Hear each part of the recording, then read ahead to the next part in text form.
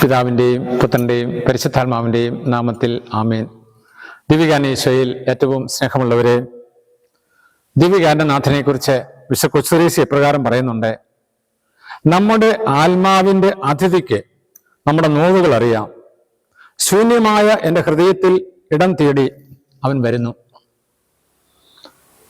കുടുംബത്തിൽ നിന്നും നല്ല തിക്താനുഭവം ലഭിച്ച് ആ കുടുംബത്തിൽ നിന്നും മാറിപ്പോയ ഒരു കുടുംബം എന്ന് പറഞ്ഞാൽ ആ കുടുംബത്തിൽ തന്നെ മൂത്ത ആള്, ആ മകൻ പങ്കുവയ്ക്കുന്ന ഒരു കാര്യമുണ്ട്.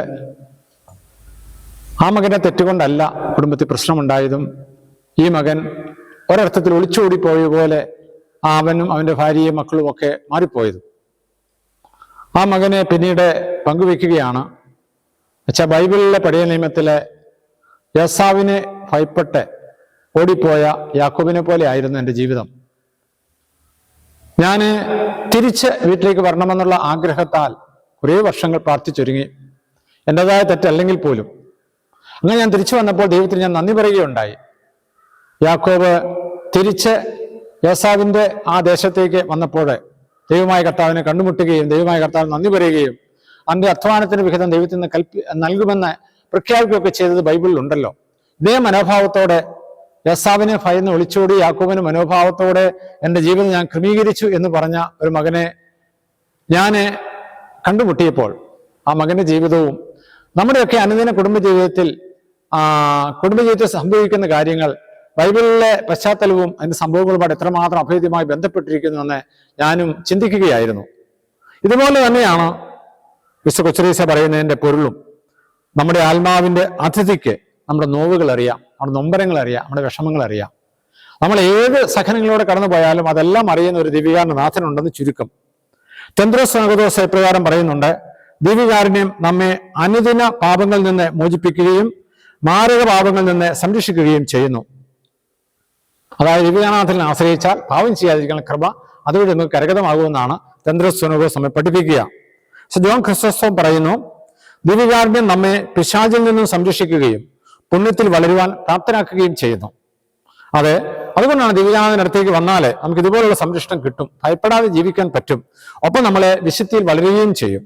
റോമാക്കാർക്കുള്ള ലേഖനം 15-ാം അധ്യായം 13-ാം തിരുവചനം: പ്രത്യാശയുടെ ദൈവം നിങ്ങളുടെ വിശ്വാസത്താൽ സകല സന്തോഷവും സമാധാനവും കൊണ്ട് നിങ്ങൾ നിറയ്ക്കട്ടെ. അങ്ങനെ പരിശുദ്ധാത്മാവിന്റെ ശക്തിയാൽ നിങ്ങൾ പ്രത്യാശയിൽ സമൃദ്ധി പ്രാപിക്കുകയും ചെയ്യട്ടെ. നമുക്ക് ദിവ്യകാരുണ്യനാഥനോട് പ്രാർത്ഥിക്കാം. ഓ ദിവ്യകാരുണ്യനാഥ, പ്രയാസങ്ങളിലൂടെ ബുദ്ധിമുട്ടുകളിലൂടെ ഞങ്ങളും ഒരിക്കലെങ്കിലും കടന്നു പോകും, എല്ലാ കുടുംബവും. ഇതുവരെ അല്ലലുകൾ ഏൽക്കാത്ത കുടുംബങ്ങൾ മനസ്സിലാക്കിക്കോണം, ഇങ്ങനെയൊരു കാര്യമില്ലാതെ നമുക്ക് ഈ ലോക ജീവിതമില്ല.